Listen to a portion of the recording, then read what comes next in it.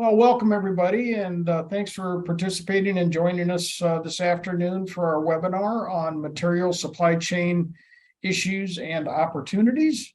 We'll start with a brief rundown of the agenda, and then we will go through the meat of the program here. So our agenda is the introduction and welcome, our headlines and some reasons for the supply chain issues that exist in this current environment, the opportunities and responses to those issues, and we'll do a brief summary. Our objective for this particular webinar is to share information and encourage you as participants to share your perspective on these topics. We want to provide an update on the supply chain issues that exist. We want to identify operational areas that impact profitability, and we want to share action ideas for addressing the supply chain impact on organizations. I was hoping we'd be able to be joined with Adam Tillman today, who heads up our construction industry group here at Bergen KDV, but he did have a conflict come up, so I will be your facilitator for today and sharing information. A little bit about Bergen KDV, if you're unaware, is we do have a strong commitment and focus on the construction industry. We provide advisory services in addition to the traditional CPA services like audit and tax. We also provide solutions for technology, accounting services, wealth management, and other activities as well. So be sure to connect with us or your trusted professional at Bergen KDV if you have any needs. So I'd like to start off with a little participation poll, and hopefully everyone's got access to the chat feature on the call here today. And we'd like to know some of your examples of how supply chain has impacted you and your operations. So go ahead and drop in some of the items that have impacted you into the chat box. We'll touch base on those, and we will move forward on the slide deck here.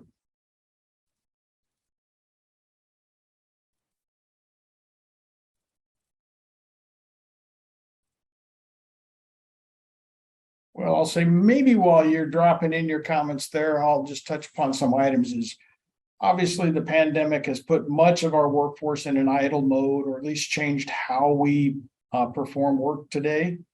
And we're seeing the results of the pandemic and other factors that have really crippled the world and the ability to produce goods in a reasonable time period. Some of the things that have impacted everyone in some way is the availability of materials, the cost of the materials, those delivery schedules, how to handle product substitutions, and the labor impact, because we can't build what we don't have. I see within the chat box, electrical service equipment and utility transformers. That's a good area to show as an example, because we've seen tremendous increases in the schedule for delivery. The lead time is in some cases doubled or tripled from what normal expectations might be for the lead time. So chip shortage, yep, that's another good one. Made a lot of impact as we talked about pickups, and I've got an example of that in the session here today as well. Folks can continue to add to that. We'll catch up with some of those as we go forward.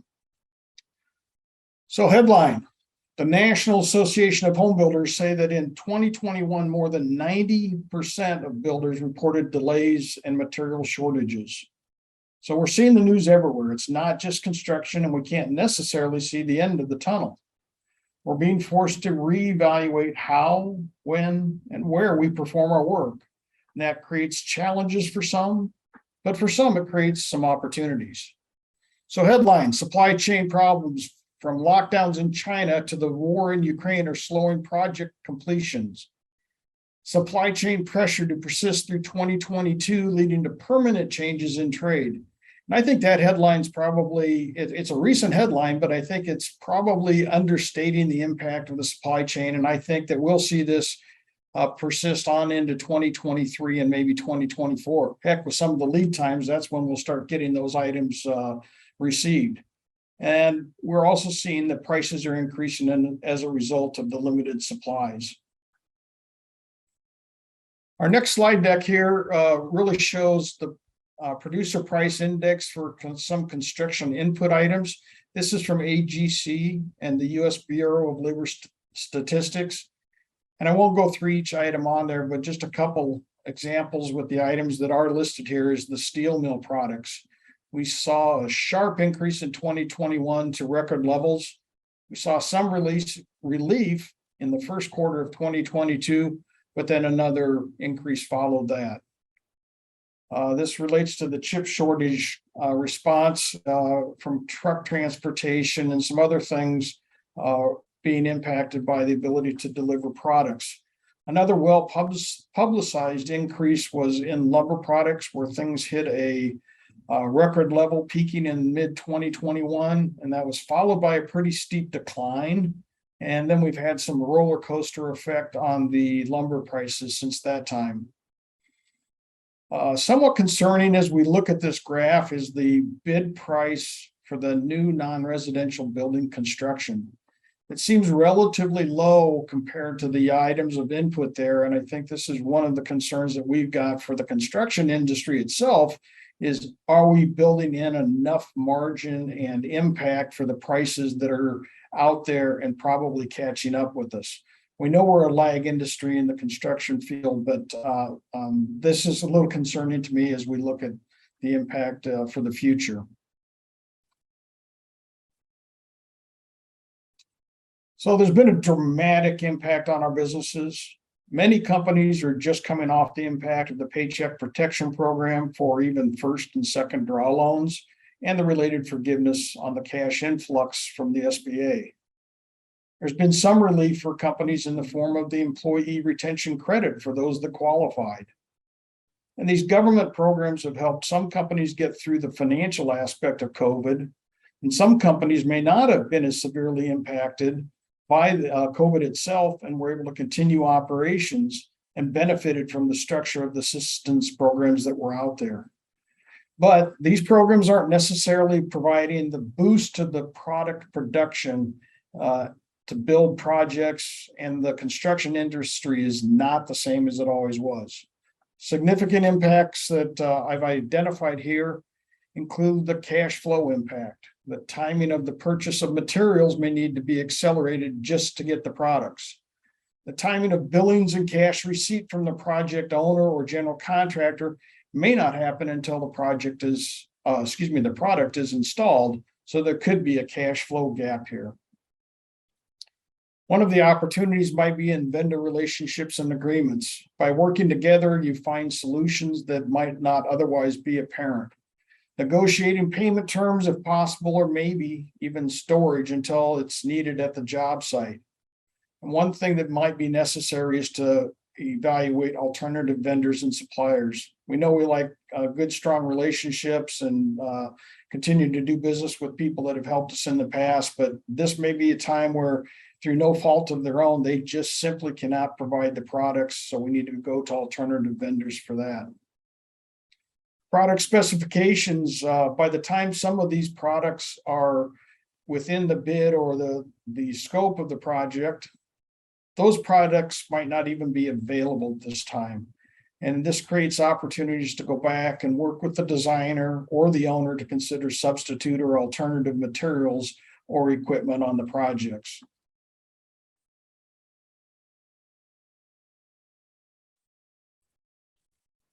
Other items of impact on the businesses that we're concerned about is the price guarantees. Right now, it's really hard to get some products or the guarantee price for a very limited period of time. The product allocations are happening and suppliers may not be able to provide all the product that you need and may be allocating product between their customers. Some of the big projects may be getting priority over your projects, resulting in unavailability in some cases of product. We know we were seeing some cement allocations impacting the ready mix side again. We hadn't seen that for several years. Another area are those subcontractor relationships.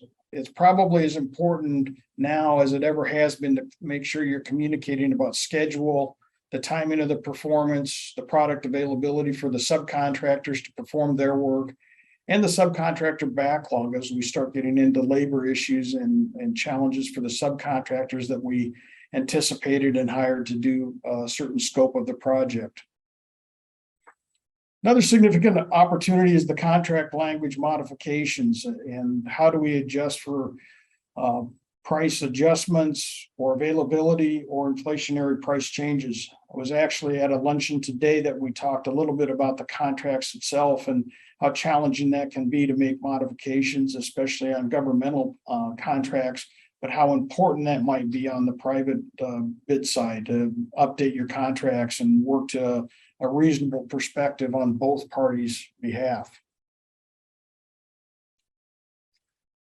Other areas that are impacting the businesses are stored material billings and insurance costs for the stored materials. So it may be something that you're going to incur extra cost as you provide warehousing for products that you might be able to get or that you're getting in advance of needing them on the project. Those agreements to allow for stored material billings for the products that are purchased and stored is an area of negotiation, if possible, to make sure that you aren't funding and financing all the storage costs for the products that you were able to get before price increases kicked in.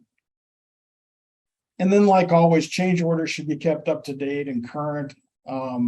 In this day of financial and schedule relief for supply chain delays, it's really important to make sure your change orders are caught up and being approved at a timely rate. So we're going to jump into another participation poll, and please take a minute and give us some feedback on specific products that your companies are struggling with. Because I'm hearing about long lead times, as we talked about earlier, but I'd like to see what our audience here today is dealing with in terms of product items that you're having delays on.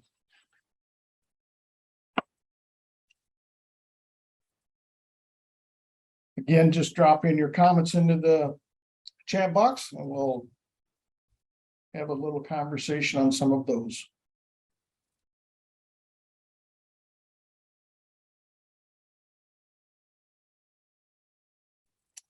So breakers, meter sockets, switchgear, obviously focused on the electrical side here.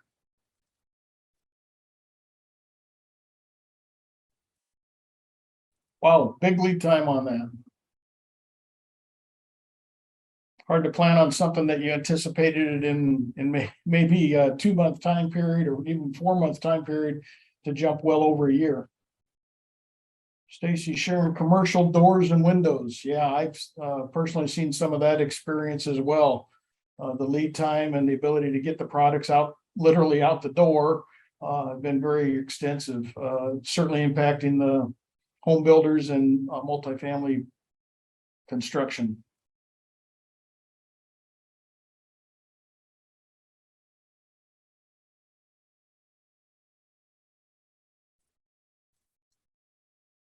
All right. If anyone else has items to add, just go ahead and still drop those in the chat box. It'll benefit everybody that's participating today to see what's out there. So one of the things that may be a little bit of a misnomer, and over the next couple slides, I'll focus on this, but it's not just COVID. So headline, a producer of electrical switchgear, lo and behold, that's what we were just talking about, reported in May that the time for delivering products from its plant had doubled from 20 weeks to 40 weeks, in part because of difficulty acquiring a fire retardant chemical produced in Europe that goes into a plastic resin used to make the housings for its switchgear. I've also heard of appliances that can't get installed because they can't get the parts to finish the assembly of the appliances. So again, impact on residential and home builders side of things. What we're really seeing is the just-in-time systems and scheduling has really been devastated by COVID and other factors impacting supply chain. Again, companies may be faced with storage costs for products that they can obtain just so that they have it when they need it. But that's a significant change from the past when we were able to get something ordered within the lead time that we had anticipated to get it to arrive at our job site at the right time for installation. Headline: the biggest impact for construction came from that severe freeze in Texas in February of 2021 that damaged all the petrochemical plants producing resins for a host of construction plastics. Now, this is going back over a year, and we're still seeing the impacts of some of these things because this was from an AGC construction inflation alert in July of 2022. So we're still seeing impact on things. And it's really hard to pinpoint who has been impacted and what items may be delayed or have increases in price or both price and delivery schedule. This is really putting the pressure on contractors to do a better job and have a greater level of planning to stay abreast of local, regional, national, and worldwide events.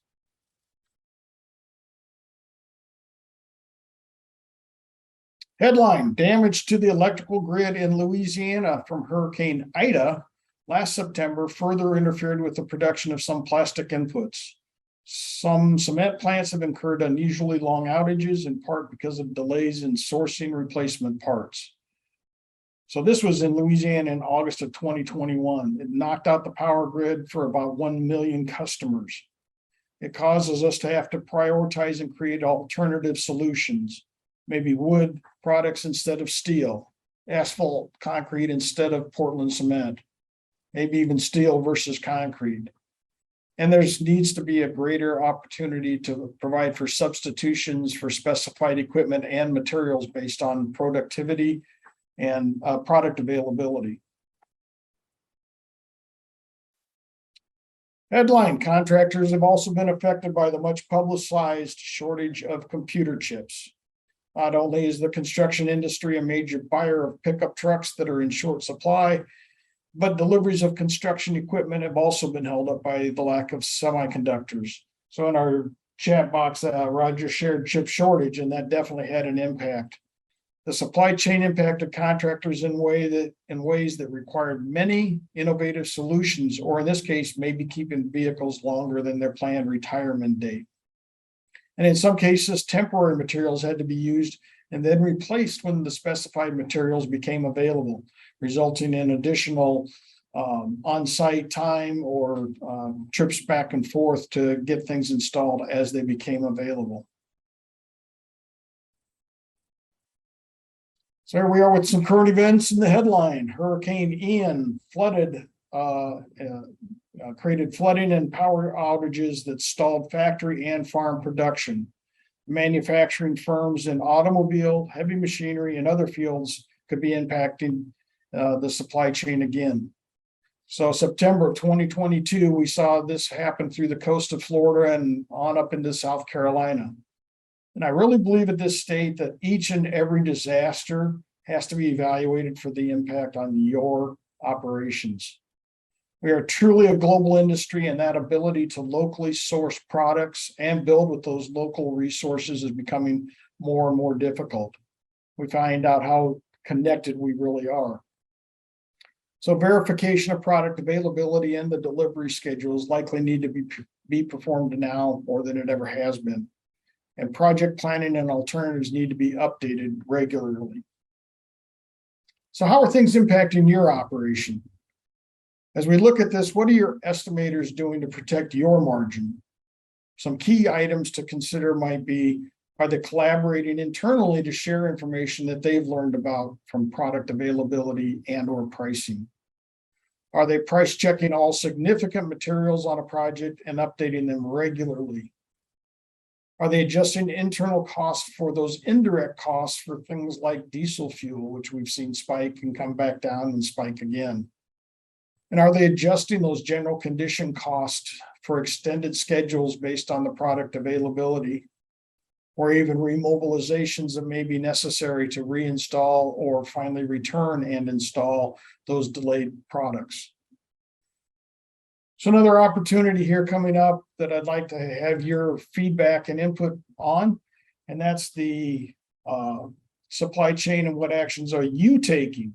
Not necessarily just your company, but what are you taking to help your company overcome and adjust to the supply chain issues? So again, I'd appreciate your comments in the chat box here on what you're doing or how things are impacting you directly.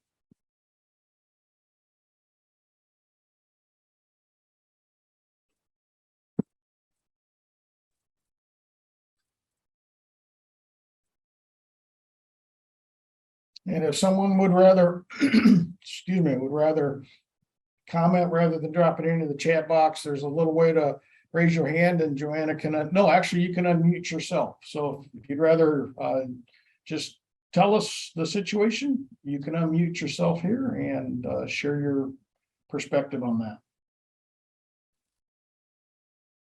Stacy, thank you. Facilitating discussions between design and construction to make decisions based on that product availability. Drew, making sure that you've identified multiple vendors and even shopping online. Yeah, that's going to be more meaningful than anything if you can identify if product is available and at least what Amazon tells you you're going to receive it if it's through them.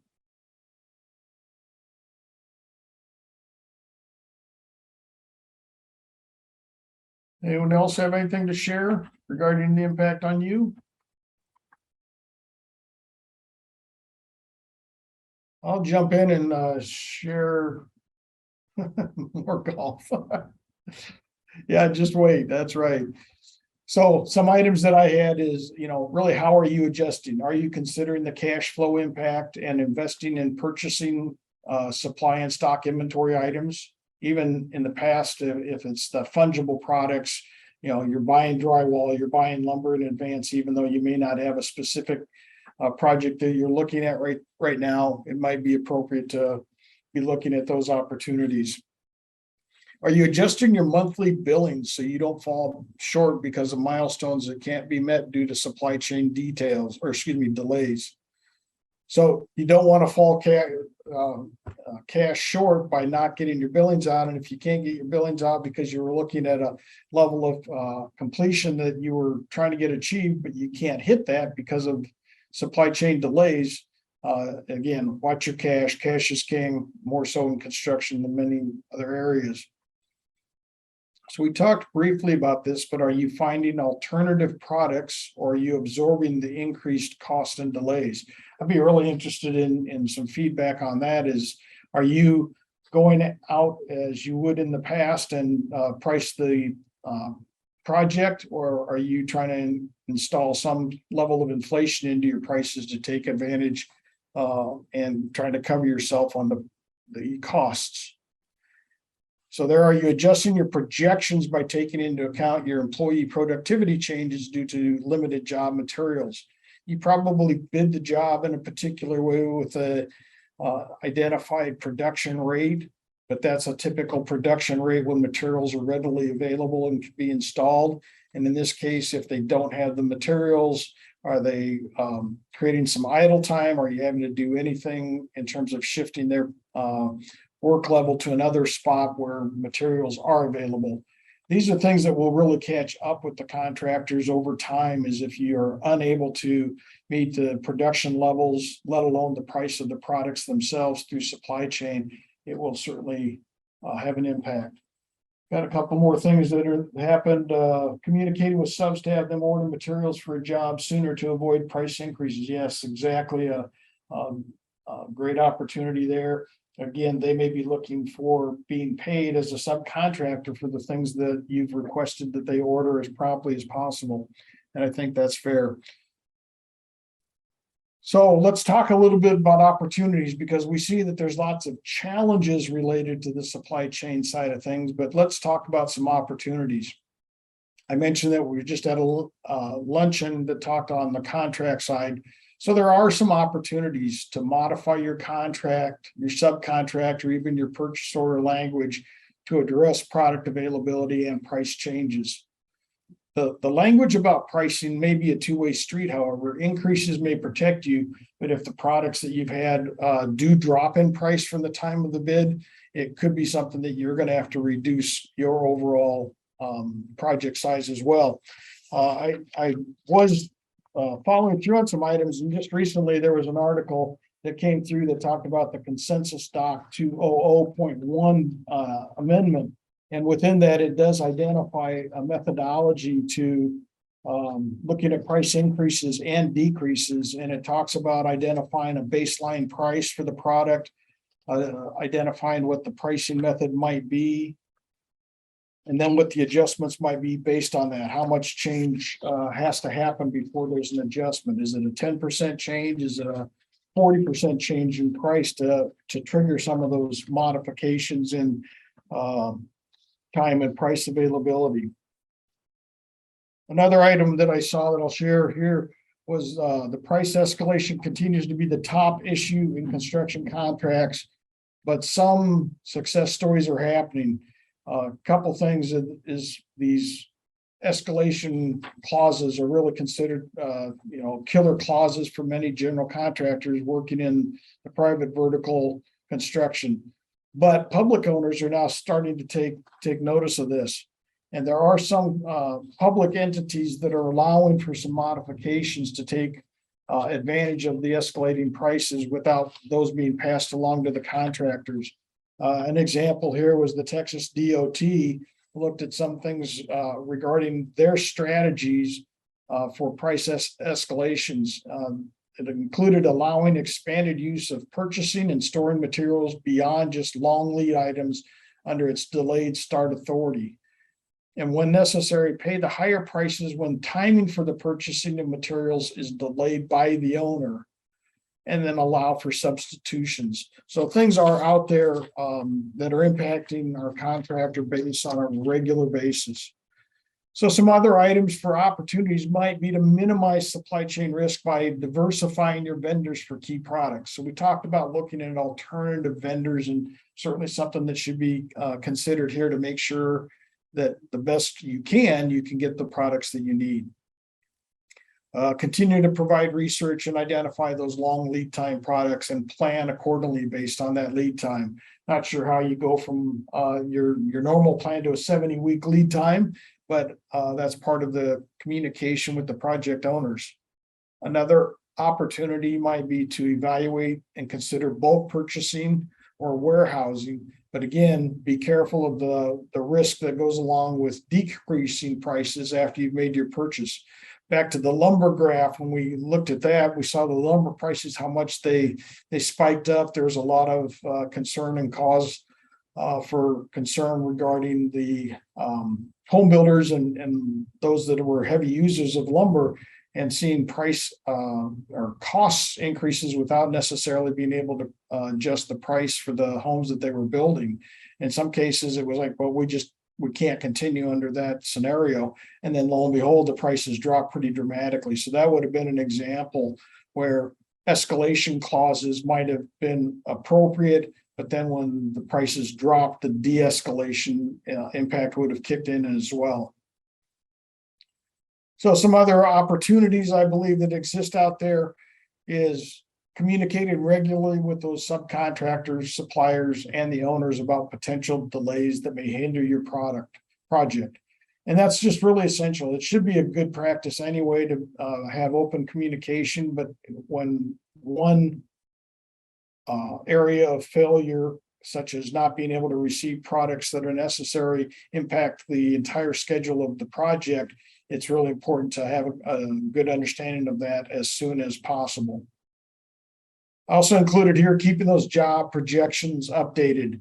It's no longer just, hey, let's go ahead and extend out our anticipated cost to complete based on historical pricing for product or historical productivity rates for labor, or even what the labor rates might be. Those need to be accurate and reflecting the true cost of completion. It might impact where you're at on the project, but it also otherwise would be a surprise at the end of the project when you have to recognize the variances from the original estimate. And I do think this is an opportunity to work with project owners and provide them timely and credible third-party information about changes in the relevant material cost and the supply chain snarls that may impact the cost of the job and the completion time for the project, especially for those that have not even started yet. So having those conversations, being an advocate for your side of the project, that being the construction side, to make sure that those project owners really understand what's going on. When they might not have any limitation on what they're selling, but when you turn around and say, hey, it's my lead time is to this level, I can't get a transformer in here to provide you power for your warehouse or your facility there. And if there's a lack of understanding, this is your opportunity to kind of be that expert and be the one that communicates and helps the project owner plan accordingly. Some additional opportunities as we look at this. So owners can authorize appropriate adjustments to the design, completion date, and payments to accommodate or work around those impediments. Now, nobody welcomes a higher bill, but the alternative of having a contractor go out of business because of impossible cost or timing is likely to be worse for many owners. So this is that opportunity to work together as a construction team to come up with and develop appropriate solutions. So for projects that have not been awarded or started, owners should start with realistic expectations about the current cost and likelihood of increases. Really what I just mentioned a minute ago. They should provide potential bidders with accurate and complete design information to allow those bidders to prepare bids that minimize those unpleasant surprises that may exist overall.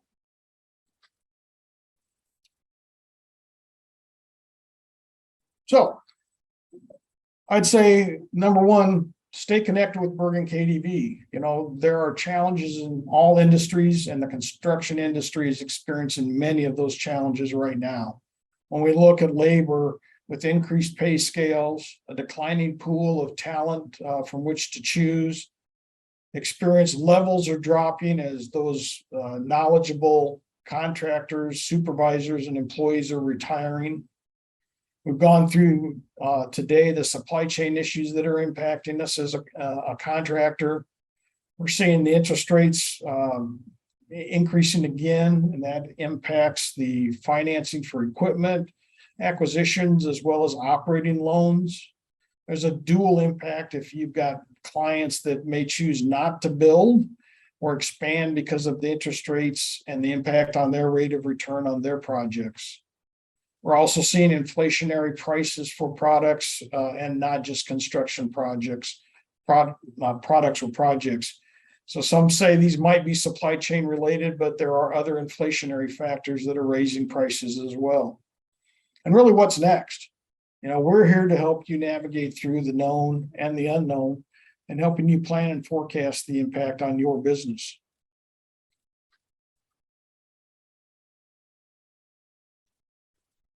So to summarize, the supply chain issues are impacting nearly everyone, not just the contractor base. Product availability and costs are having a direct impact on our construction projects, and you need to evaluate the impact on cash flow and project profitability and adjust those operations as appropriate. I do believe that those successful contractors will communicate with project owners, subcontractors, and vendors to develop alternatives and solutions to the challenges that we're faced with right now. And they will work with their trusted business advisors to develop the best plans possible.